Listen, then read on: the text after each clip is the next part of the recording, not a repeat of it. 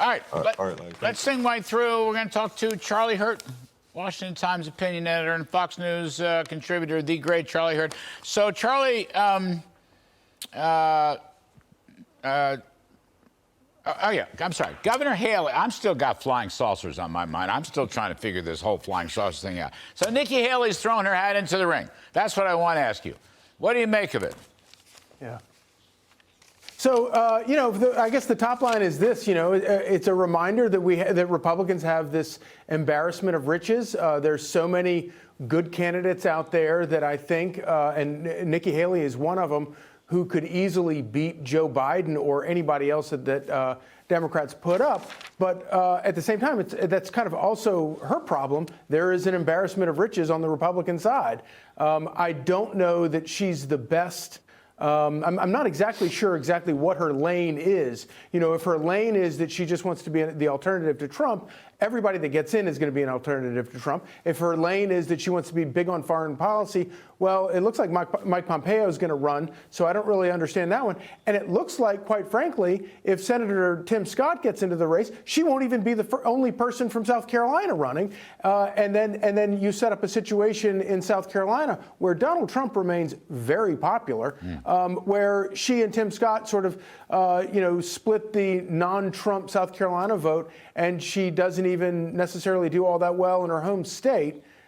So I'm not sure exactly what her lane is, but it's it's good because it is a reminder that all of the action, all of the future is on the Republican side. The Democrat side is death and misery and high gas prices and high grocery prices and just miserable candidates. And flying saucers. Don't forget. The Republicans have all. Don't forget the flying saucers. In fact, I know what the flying saucers are, Larry. That is a whole new dimension. The rings of Saturn. There is no telling where this story is going to take us.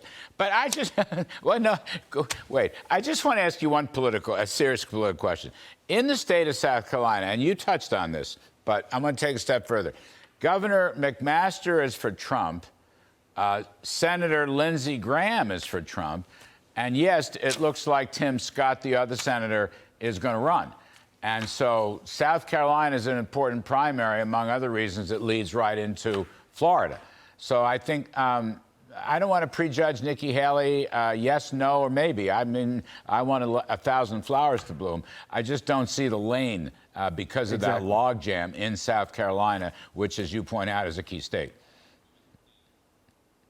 Yeah, no, I think you're exactly right about that. And if you are running from, especially a very important state in the primary sequence, but still a fairly small state, if you're running and you can't even galvanize your own state, then you have a real problem. And for those of us who want to see Trump do very well, he was smart to sort of line up a couple of key supporters in South Carolina in an early state like that, where it looks like he could wind up having two challenges. And let's also not forget, if you have Tim Scott and you have Nikki Haley and you have Mike Pompeo and you have 10 other people trying to run to be the alternative to Trump, that helps Trump. The more alternatives to Trump there are out there, it diminishes, it splits the vote. So you've got Trump and then all the rest. And so I think in a weird way, what she's doing is kind of helping Donald Trump. You know what? Just the last thought. I have to get out. So she announced, I haven't read her announcement speech, but one of the headlines was, a new, younger generation of Republicans or some such thing. One of the reasons I loved what Sarah Sanders did, Sarah talked about a new generation, yes, but Sarah Sanders ripped Joe Biden to pieces on the economy and spending and inflation and falling real wages. She laid out economic arguments and said, you know what Art Laffer's been telling us all, the key to this race, Charlie, the key to this race, who would be the best steward of economic prosperity, which we have not really had for a long time. We had it briefly under Trump, but only briefly.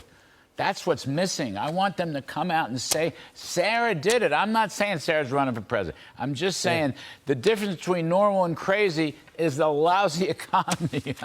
I got to go. They're screaming at me. Everyone's screaming at me. Yeah, no, I don't think Sarah Sanders is running. No. But I will say this, Larry. It's a good message. That was the best speech I have heard like that. Yes. And she will be the first woman president of the United States. I'll make you a bet of $500 Heck right yeah. now. No, I'm with you. I'll take a piece of that myself. Charlie Not Hurd, this the year, best of the but best. in the future. I got to get out of here.